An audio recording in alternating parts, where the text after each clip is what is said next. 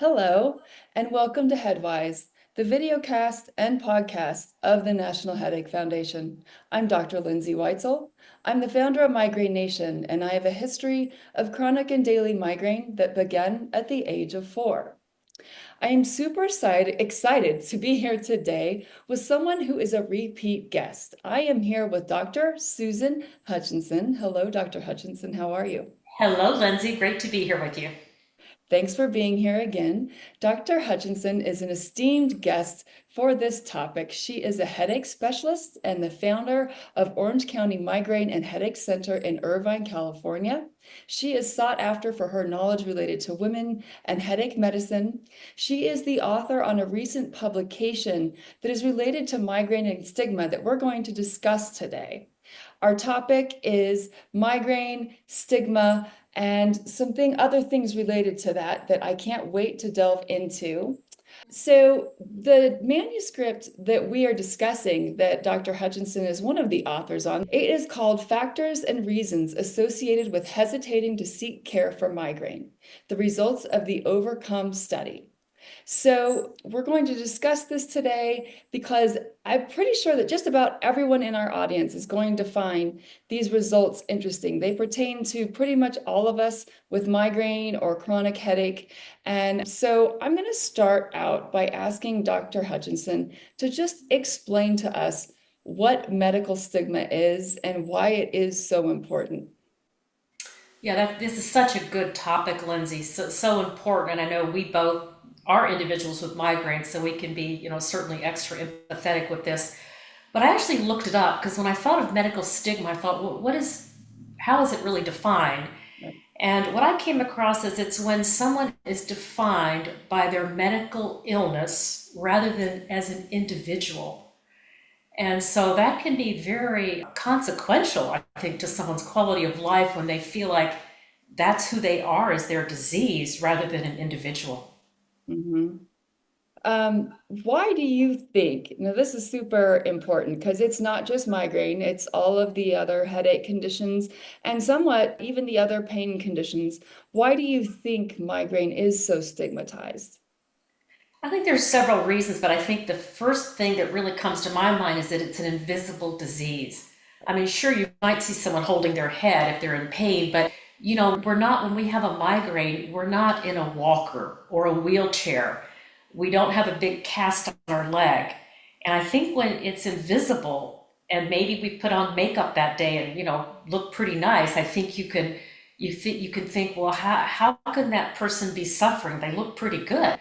And so I think the main reason is because it's an invisible disease that you don't see. But I also think it's because over the years, a lot of us have been told it's just a headache. So I Mhm. think there's still a lack of education on those that don't have migraine, and they don't realize it's so much more than just the headache. It's the nausea, the sensitivity to light, sometimes just that mental fog. But again, those are often invisible, so others think, well, is migraine really real? I also wonder, as someone who has experienced migraine and chronic head pain pretty much my whole life, I do feel that there is in our culture such an association with stress and migraine that may or may not be valid in the way people think of it. And I think that they almost like to look at people as well. If you just managed your stress better, clearly you're doing something wrong, and they like to blame you. And sometimes I wonder if that attributes to the stigma too, a little bit. And also because pretty much everyone has experienced some type of headache. It's easy for them to sort of think that they've experienced something like a migraine before. And sometimes I wonder if all those things put together, what you said and what I just said, make it a disease that's very easily stigmatized. Yes, and it'd be interesting, wouldn't it, if everyone that's only ever had a tension headache, I almost wish that everyone could have a migraine one time to really appreciate it. Because you're right, almost everyone that was ever born has probably had a tension headache at some point in their life. And we both know that's mild to moderate disability. You Right. typically don't have the nausea, the sensitivity to light, and that can be brought on by stress. But Mm-hmm. migraine is not something, we didn't choose who our parents are. Most of us, Mm-hmm. we were genetically predisposed to get migraine, and it is very, very legitimate. And it's just so unfair when those that have never experienced a migraine, they judge us. Right. And that could certainly lead to, I think, a lot of depression and even maybe some self-doubt. Mm-hmm.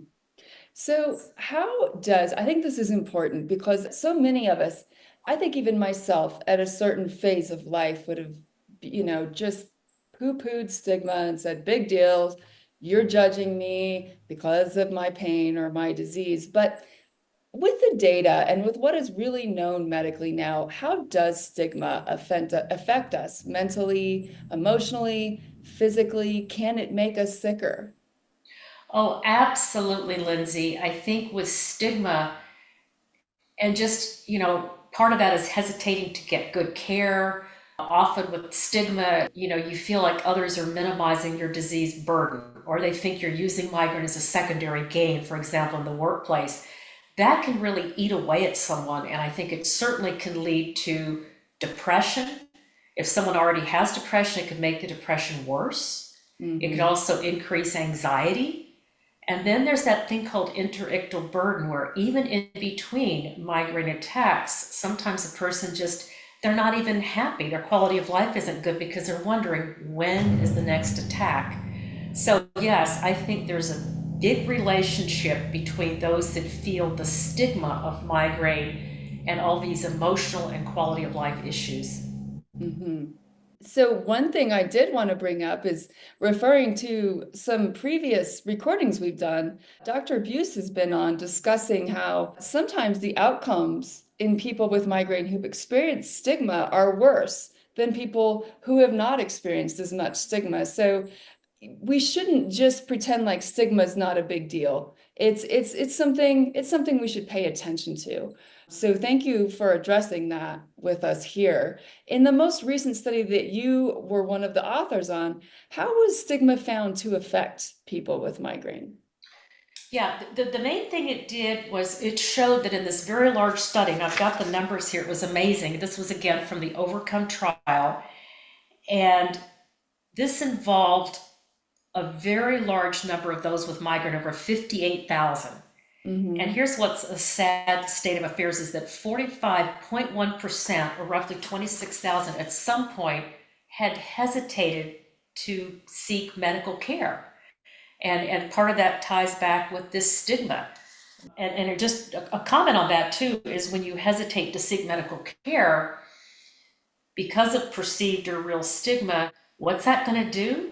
You're not going to get better, are you? It's probably Mm-hmm. going to make things worse because we know that if you don't have optimal treatment over time, you can sometimes the term is transform or chronification, where you can go from, let's say someone had infrequent headache attacks, maybe Mm-hmm. episodic migraine. Over time, unfortunately, let's say they hesitated care due to stigma, they could then transform into a much more refractory chronic migraine condition. Exactly. And I think a lot of our audience is aware of that, but for people who may be thinking that they can put off seeking care and not have repercussions, unfortunately, we are more likely to chronify if we don't get care, we get worse. And so doing that is just not a good thing. It's not good for us. What are some of the other reasons that people with migraine may avoid seeking care or delay seeking care? Yeah, I have some of these. I'm going to look at my notes. One, obviously, that is pretty obvious would be lack of insurance. And just the other day, Lindsay, I had a virtual visit with a patient who decided not to renew his insurance. And please, I just encourage everyone out there, have medical insurance. So certainly lack of insurance was one factor. And I think also if a person, let's say with migraine, had in the past has been minimized Mhm. by a healthcare provider, their family, their coworkers, that can cause them to hesitate to get medical care, Yeah. again, ultimately leading to that disease chronification.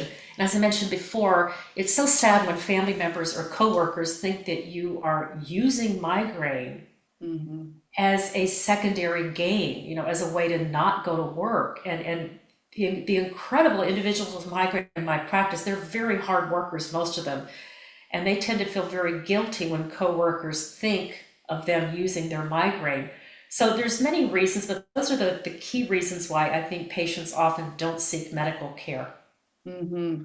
I think that that is really important to bring up. I think because of the nature of what I do, most of the people that come talk to me are people who had an experience where it was not a positive experience with a healthcare provider related to their migraine or their chronic pain. And so this is so important that we, to me, that we address that just keep trying, change healthcare providers, do what you need to do until you are taken seriously.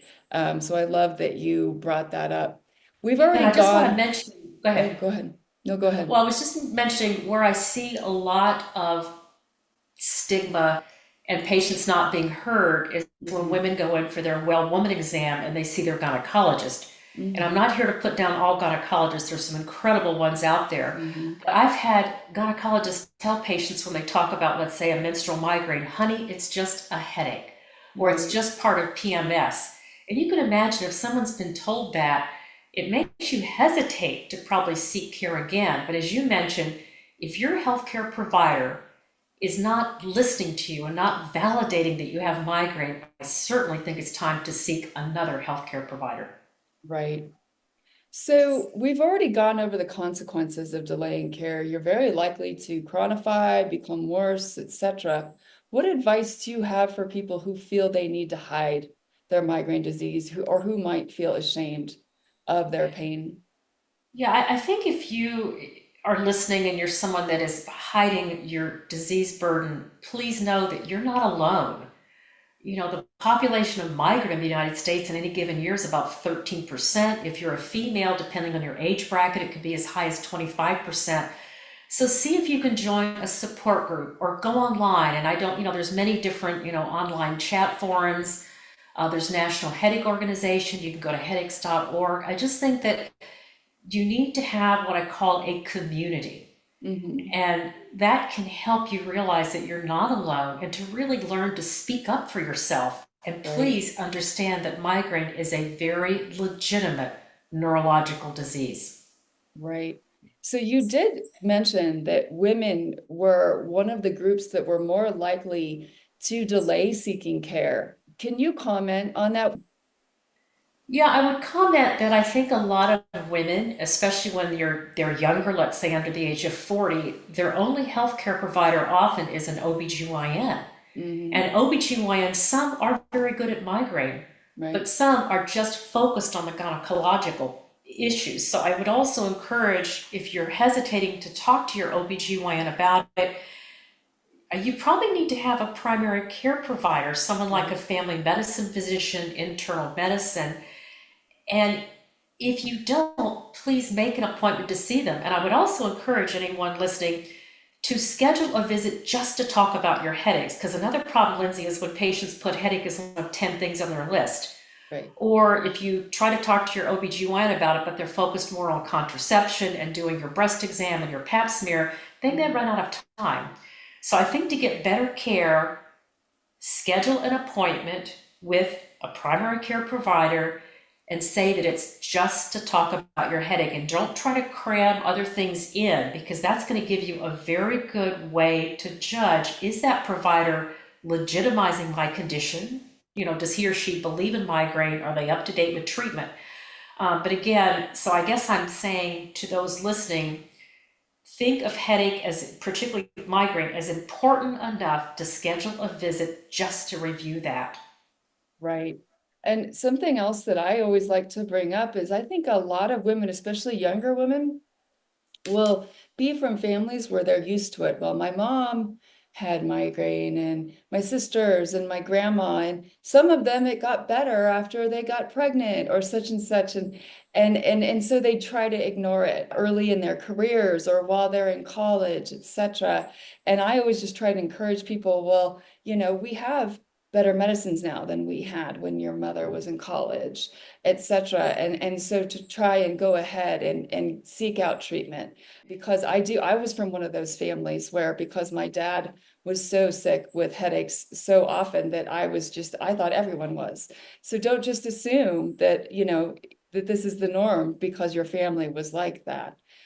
And Um, I agree. I'm an example. It was interesting in my family. My mother said we get sinus headaches. Well, mhm, Lindsay, she would be sensitive to light and her head would be right. throbbing.